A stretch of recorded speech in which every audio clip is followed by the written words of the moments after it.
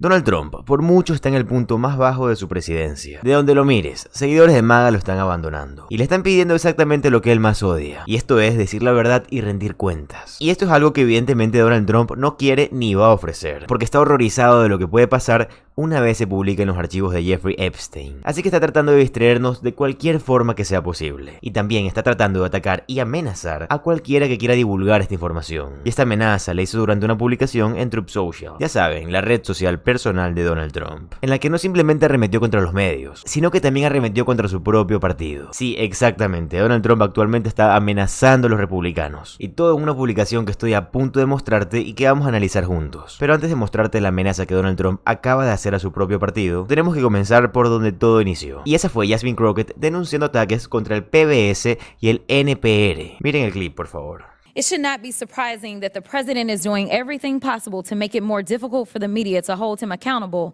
and for the public to be informed about his reckless and illegal behavior. Yet here we are. The Republicans have actually organized this goofy hearing to try to convince the American people that PBS and NPR are, quote, domestic terrorists, or domestic threats, my apologies, not the incompetent, unqualified Secretary of Defense who's texting war plans to journalists. But it's y'all, PBS and NPR, the American people are supposed to be worried about. You can't make this up. It's as stupid as it sounds. The American people should be worried about the president threatening to investigate NBC for treason for reporting on his felony convictions, or arresting reporters and stripping networks of their licenses for not saying nice things about him or not using Gulf of America.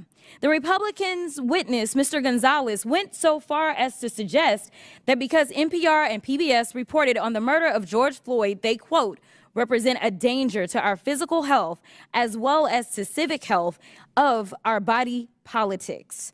Ms. Mayor, do you think reporting on the murder of George Floyd and highlighting instances of systemic racism is a domestic threat to America? Thank you, Congresswoman. I believe it's our responsibility to report on all issues of interest to the American public. Thank you so much. Ms. Kerger, what about you? I agree. I think it's important for us to report on the important news of the day. So let's talk about the critical role of public media. During his first term, President Trump's own Department of Homeland Security highlighted the importance of public broadcasting's role in public safety. In 2018, his administration stated, quote, PBS and local public television stations play a crucial role in protecting communities by delivering essential information to individuals and first responders. These benefits are all made possible by public broadcasting stations' unique reach, reliability, and role across America, and are especially vital in rural and underserved areas. Madam Chairwoman, I would ask unanimous consent. I seek unanimous consent to enter into the record the 2018 Without objection, so ordered. And Madam Chair, I also seek unanimous consent to enter into the record the 2019 report titled Modernizing the Nation's Public Alert and Warning System from Trump's. Without objection, so ordered. In the report, FEMA encouraged, quote, the use of public broadcast capabilities to expand alert, warning, and communication capabilities to fill gaps in rural and underserved areas. In fact, Georgia Public Broadcasting serves as the official distributor of evacuation route information during state-ordered evacuations, and the chairwoman is here advocating to strip their funding. Look, the DOGE agenda isn't about government efficiency. It's about breeding corruption at the expense of the safety of the American people, particularly Americans living in rural or remote parts of the country. They don't care about public safety. They don't care about emergency management, and they don't care about free speech, all of which are harming American people. In fact, I'm gonna skip off real quick, because they have tried to come for you, Ms. Mayor, and I just want to clarify, you did not work for NPR when those statements were made, did you? That is correct, Madam And to Chair. be clear, free speech is not about whatever it is that y'all want somebody to say. And the idea that you want to shut down everybody that is not Fox News is bullshit. We need to stop playing, because that's what y'all are doing in here. You don't want to hear the opinions of anybody else, and the Constitution says Congress shall make no law respecting or establishing of religion or prohibiting the free exercise thereof or abridging La administración, que presume estar enfocada en la reducción de costos y en la eficiencia económica, está haciendo absolutamente todo menos esto, ya que una verdadera eficiencia sería asegurarse de que Texas, un estado en el cual se están perdiendo muchas vidas actualmente, pueda recibir una financiación por parte del FEMA y que no tenga que esperar 72 horas para que esta se cumpla, cosa que ya sucedió por culpa de Kristi Noem, porque probablemente ella estaba mucho más enfocada en ver qué se iba a poner antes de firmar algo tan importante como esto. Y estamos hablando de recortes de costos. Pero ¿qué pasa con el presupuesto del ICE? ¿Por qué a este no lo recortan? Y por el contrario, Donald Trump está financiando el ICE con miles de millones de dólares. Y de hecho, actualmente el ICE es uno de los ejércitos permanentes más grandes de todo el mundo. Y además, Donald Trump puede hacer presentaciones, Donald Trump puede hacer desfiles, puede hacer todo esto, pero claro, tiene que hacer recortes a cosas como el FEMA, tiene que hacer recortes de personal en el servicio meteorológico estadounidense. Y esa es la razón por la que yo digo que esta administración es de todo menos eficiente. Misma razón que hace aún más extraño el hecho de que Donald Trump haya hecho una publicación atacando directamente a su propio partido, o sea, a los republicanos. Miren, por favor. Donald Trump escribió en Truth Social: es importante que todos los republicanos se adhieran a mi proyecto de ley de recortes, y en particular que eliminen la financiación de la Corporación de Radiodifusión Pública, PBS y NPR, que son peores que CNN y MSDNC juntas. Cualquier republicano que vote para permitir que esta monstruosidad siga transmitiendo no tendrá mi apoyo ni mi respaldo. Gracias por su atención en este asunto. Así que ahora Donald Trump está tratando de imponer una legislación extremadamente impopular, y nuevamente está amenazando a los republicanos con esto. Y no es de sorprender que Donald Trump esté enojado con las personas que quieren informar sobre la verdad, personas que simplemente tratan de darle información a un pueblo estadounidense en un momento que él quiere que los medios estén distraídos, o más que distraídos, directamente desaparezcan, incluyendo en esto los medios MAGA, mismos medios que aún siguen hablando del tema de Jeffrey Epstein. Yo creo que siguen hablando de esto porque recién se dieron cuenta de cómo los veía la sociedad. Y el hecho de que Donald Trump en el 2020 le haya ofrecido un indulto a Maxwell fue la mano derecha de Jeffrey Epstein. Maxwell es una persona que se encargó de llevar varios crímenes de Jeffrey Epstein. Y Maxwell también fue perdonada por Donald Trump. Así que esto te deja bastante que desear, ¿verdad? Pero me alegra mucho que la gente se esté empezando a dar cuenta de la disonancia cognitiva de Donald Trump. Y el hecho de que hemos visto fotos de gorras MAGA ardiendo en línea ha sido muy interesante, la verdad. Pero los ataques políticos de Donald Trump no terminan ahí. Por supuesto, no solo trata de distraernos, sino que también trata de intimidar a quienes se enfrentan con él. Y Jen Psaki desglosó todos los juegos políticos que se están jugando en el FBI, en una excelente entrevista que estoy a punto de mostrarte. Last week, just before July 4th, former senior FBI Special Agent Michael Feinberg said he was leaving the agency. And the circumstances just might make your jaw drop. It made my jaw drop when I read the piece. In a piece for Lawfare, he wrote about his departure, saying that at the end of May, he lost out on a promotion after a direct order from FBI Deputy Director Dan Bongino. Feinberg wrote in his piece, "I'd made a terrible mistake. I'd remained friends with someone who had appeared on Kash Patel's enemies list." He went on to say, "Was I accused of any sort of misconduct? No. Didn't matter. I faced a choice. Get demoted or resign." Feinberg's personal friend, Peter Strzok, was a Trump target. So Feinberg was punished at work and had his job taken away because of who he hung out with, outside of work. The two briefly worked together about a decade ago, and Feinberg said his friendship with Strzok began with a discovery that we liked the same bands and shared an interest in trying new restaurants. If the fact that I sang along to Every Day Is Like Sunday while he stood next to me at a Morrissey concert actually represents an imminent danger to the Bureau's integrity, Feinberg wrote, then for the first time in nearly half a century on this earth, I'm truly at a loss for words.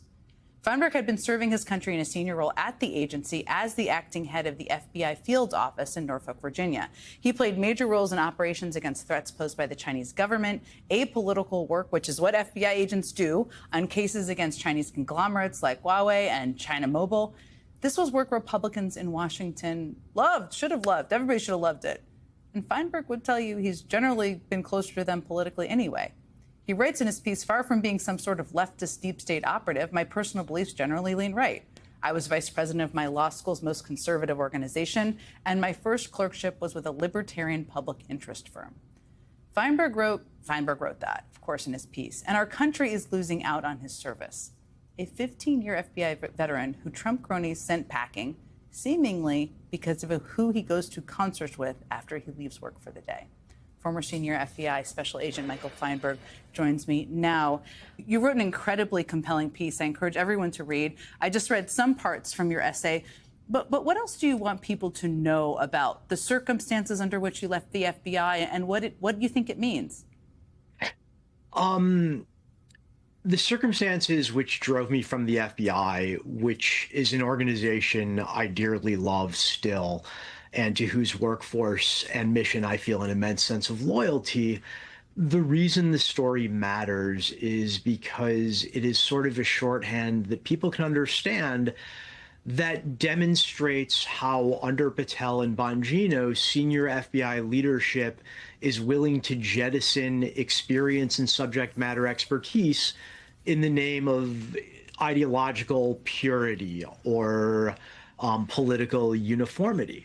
And when you lose that much experience, when you lose that much subject matter expertise, the country, by definition, becomes less safe because there are less people who understand terrorist organizations or foreign intelligence services. That's such an important part of this. And I saw you talk about this a little bit earlier today. I mean, the resources even within the FBI are not unlimited in that, you know, the resources go to different places. If they go, say, toward immigration enforcement, then they don't go to other places.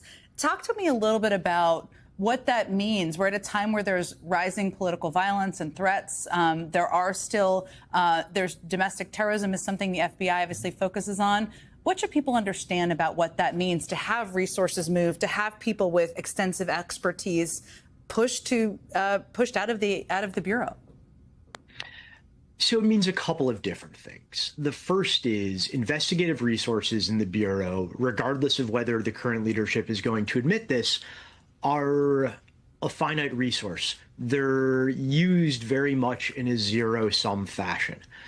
If you have a counterintelligence squad or an international terrorism squad or a public corruption squad that has 10 people and every day 3 of those people are temporarily assigned or some of them are permanently assigned to immigration enforcement duties, then, you know, do the math. The percentage of white collar and public corruption cases or terrorism or counterintelligence cases that are getting done is going to drop significantly.